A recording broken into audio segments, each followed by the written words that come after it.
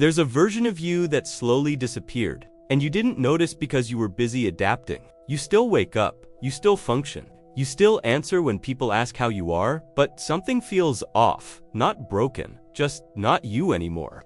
And the scariest part? You got used to it.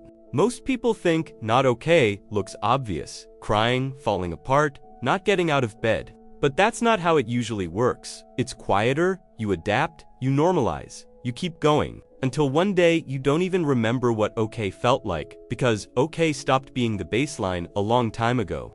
Here's what nobody tells you. The nervous system is extraordinarily good at treating the abnormal as normal. It's a survival feature. When stress or emotional pain persists long enough, the brain recalibrates. It stops flagging the pain as an alarm and starts treating it as the new baseline. You don't feel better, you just stop noticing how you feel. This video isn't about diagnosing you. It's about showing you something you may have stopped being able to see. Here are 6 signs you're not okay. You just learned how to live like this. Sign 1. You're tired in a way sleep doesn't fix. You rest, but you don't recover. You can sleep 8 hours and wake up already depleted, already behind, already carrying something you can't name. Here's why. Sleep restores the body. It doesn't automatically process unresolved emotional material. Neuroscientist Matthew Walker's research on sleep and emotional memory shows that the brain uses sleep to consolidate and regulate emotional experiences, but only when the nervous system is calm, enough to allow that processing to happen. When you're carrying chronic stress, unprocessed grief, or sustained emotional pressure, the threat system stays partially activated even during sleep. Your body rests, your nervous system doesn't. The tiredness you feel isn't laziness. It's the cost of carrying things you haven't had the space to put down. Sign 2. Things don't hit the same anymore. You don't react the way you used to. Things that would have excited you don't. Things that would have hurt you don't. Not as much. You stay neutral. You watch yourself go through the motions and feel a kind of distance from your own reactions. It can feel like maturity, like you've become harder to shake. It usually isn't. What you're describing is what psychologists call emotional blunting, a dampening of the full range of emotional response. It's strongly associated with prolonged stress and emotional overload. The brain, trying to protect you from being overwhelmed, starts narrowing the bandwidth of what you allow yourself to feel. The painful things get muted, but so does everything else. The excitement, the connection, the sense that things matter. You didn't become more stable, you became more defended. Sign 3. You're always fine. Someone asks how you are. You don't think, you don't check, you just say, fine. Not because you're fine, because the real answer feels too complicated. Or too much. Or, and this is the one that matters, because you've said it enough times that you've stopped asking yourself the question at all. Psychologist James Pennebucker spent decades studying what happens when people suppress emotional experience rather than expressing it. His research found that chronic suppression, the ongoing habit of not saying what's actually happening, doesn't make the emotional content disappear. It increases physiological stress markers, reduces immune function, and gradually disconnects people from their own internal states. You stop being able to access what you actually feel because the habit of not accessing it becomes automatic. Fine becomes the answer, not because you're fine, because you've been giving that answer long enough that it stopped being a lie and became a reflex. Sign for silence feels dangerous. Phone, noise, videos, anything.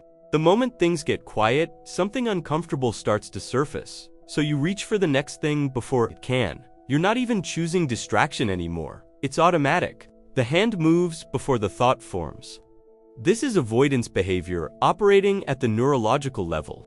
What you're avoiding isn't boredom. It's what psychologists call intrusive cognition, the thoughts, feelings, and unresolved material that the busy mind successfully suppresses, but that emerge the moment attention isn't occupied elsewhere. Research by Matthew Killingsworth and Daniel Gilbert at Harvard found that people spend nearly 47% of their waking hours thinking about something other than what they're doing, and that this mind-wandering, particularly when it drifts toward unresolved emotional content, is consistently associated with lower well-being. The silence isn't the problem. The silence is just where the backlog lives. Sign 5. You feel like a spectator in your own life. You do things, but it doesn't feel like you doing them. You look at your life, your job, your relationships, your routines, and something doesn't quite line up. Like there's a glass between you and your own experience. Like you're watching it instead of living it. This is called depersonalization, a dissociative experience that exists on a spectrum from mild to significant. In its milder forms, which are far more common than most people realize, it's strongly associated with chronic stress, emotional exhaustion, and prolonged disconnection from one's own internal states. The brain, under sustained pressure, begins to process experience at a slight remove as a protective mechanism. It reduces the intensity of what's happening. It also reduces the sense that what's happening is real. You're not losing your mind. Your mind is doing something very specific, and it's been doing it for a while. SIGN 6. You can't remember the last time you felt actually okay. Not distracted, not busy, not just getting through the day, actually okay, at peace, present in your own life, without something running underneath. Try to remember the last time that was true. Not a good moment, a good baseline. A period where okay was the default, not the exception. For a lot of people, that memory is harder to access than it should be. And that difficulty isn't random. Research on what psychologists call hedonic adaptation shows that humans normalize to their emotional baseline faster than they expect to. But the same mechanism that makes us adapt upward also makes it hard to recognize how far the baseline has drifted downward. You don't feel the shift while it's happening. You only feel the distance when something makes you stop and measure it. This moment, right now, might be that measurement. Here's what all 6 of these have in common. None of them are signs that something is wrong with you. All of them are signs that something happened and that your nervous system did. Exactly what nervous systems do. It adapted, it protected, it kept you functional. The problem isn't the adaptation. The adaptation was necessary. The problem is that it became permanent. The emergency response became the operating system. And somewhere along the way, you stopped noticing the emergency was still running. That's not weakness. That's what sustained pressure does to a man nervous system, any human nervous system. The research on this is consistent and clear. The brain doesn't distinguish between I'm adapting to survive a threat and I'm just living my life now. It just keeps running the program until something interrupts it. This video might be that interruption. 920 FIM gives loop final, so if this felt familiar, that recognition isn't nothing. It's actually the first and most important step.